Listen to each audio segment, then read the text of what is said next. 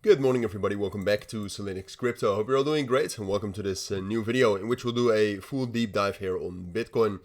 We'll talk about some relevant fundamentals. We'll talk about the higher time frames, the lower time frames, short term, and hopefully everything you need to know. All right, so let's get right into it. Yesterday was quite an eventful day again.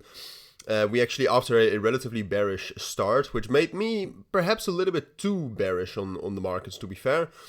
But after a relatively bearish start, we in the morning, yesterday morning, we had a strong reaction here to this very minor key level, but still an intraday key level right here at 91.8.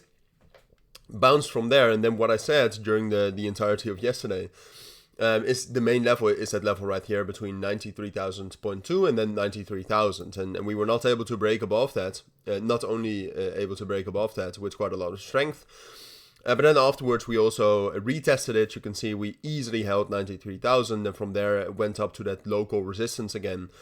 The main area that has provided resistance for the majority of this week, right here at 94,000, and that's where it ended. All right, so far you can see we're actually finding some stability here for Bitcoin.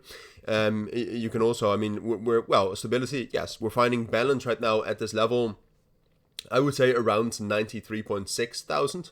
That's where the POC is, so that's where most of the volume has been transacted since Tuesday evening. And now the main question is well, all right, we're going to get a breakout, right? Because this is balance, all right? Buyers and sellers are agreeing that this is value for now, and now we need to, or at least the market needs to make a move, either into the next resistance level right here, I would say at around 96,000. Just in general, I mean, if you go back in time, for Bitcoin, what you'll see during this range right here is that most of the liquidity, most of the volume has been traded around 96,000, right? It's a bit of a bigger area because obviously it's not one price point where most volume is transacted. It's an area. And that area is between 15 or 95,700 and 96,400. So that's the main next price target. Can we get there? Absolutely yes. But now, like I said, we need some confirmation. I mean, Bitcoin itself has quieted down quite a fair bit after the US closed yesterday. Yesterday during the New York opening, there wasn't a lot of strength, but then afterwards a lot of strength came in. You can see the Coinbase Bitcoin premium started to ramp up pretty aggressively. The volume also went up again, although the volume I do want to talk about a little bit later. So if we see that same thing going on today, we can easily push above the main local resistance level right here at 94,000 and get that move into 96, the area around 96,000. You know what I mean. So is that a possibility? Definitely yes. However, there's a couple of things that I want to talk about, and for that we need to zoom out and talk about volume, all right? If we zoom all the way out, first of all, what you'll see is that we have been able, on the daily time frame, to reclaim a very important key level right here at 93,200, which was the value area low of the consolidation we had right here.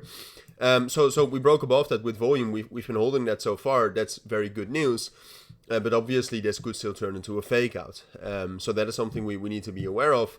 And then the main question I kind of have is that, all right, what we're trying to do with the markets, and you know, the financial markets are helping that for sure. I mean, this is a very messy chart, I know, but the S&P 500 has been incredibly strong over the last couple of days as well, and stability has come back into the financial markets a fair bit as well. So those are the ideal circumstances for Bitcoin to do something like this.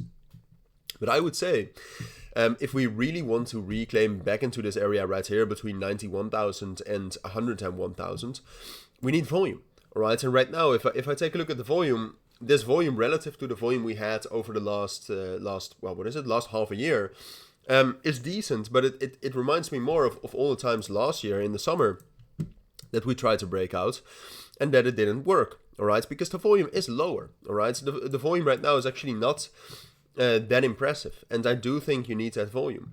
And then outside of that, the fundamental situation, even though it has become better over the last couple of days, it's still very uncertain, right? And the S&P 500 is also nearing resistance.